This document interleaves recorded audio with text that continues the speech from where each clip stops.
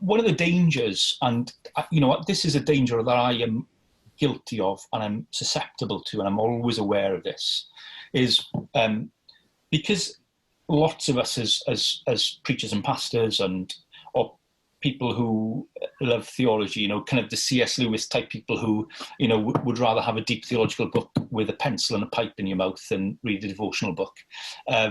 We tend to be propositional thinkers. Mm-hmm. And we tend to want to take complex things and make them simple for people.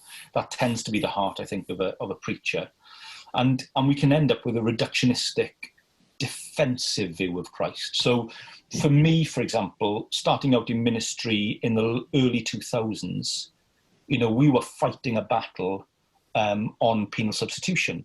So, it was under attack.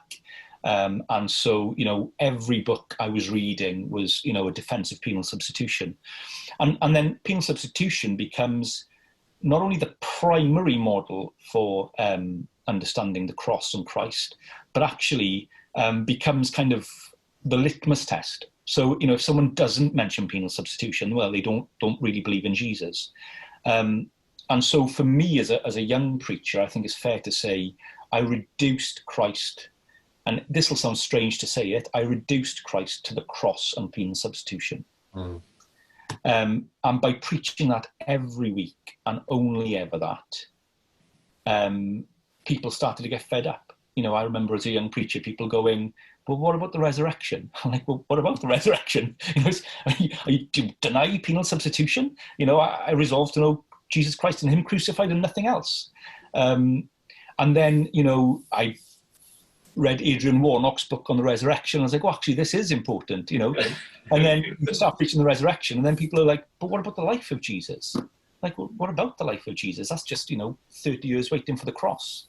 And then you realize, no, actually, he lived our life on our behalf. And what about the incarnation? Is it just the incarnations for Christmas, or is it far more? And then what about the ascension? And then, I get into the session of Christ, the fact that he is seated now and he's interceding for us now, and and then you explore the cross and you realize, penal substitution is central, but actually redemption, reconciliation, adoption, Christus Victor, and you start to realize that Jesus is magnificent, and a really helpful phrase for me, or illustration for me, was when I can't remember who said it now, Richard Cokin.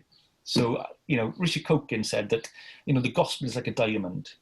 It's beautiful, but multifaceted. And I think, that's how I approach preaching now and reading the scriptures. Mm. I'm not trying to reduce everything to one or two propositions that are my kind of, this is what I need to defend in today's church.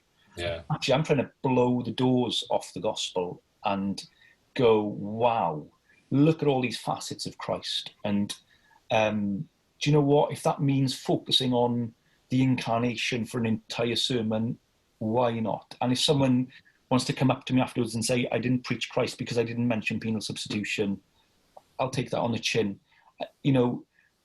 I want people, people have to listen to me for years, bless them. It's, I'm pastor of a local church, and, poor people every week, they've got to listen to me. And if I'm going to circle back to the same three things, no matter how glorious they are, I'm going to starve them, and they're going to go, oh, here he goes. We know now it's the tag on cross at the end of the psalm. I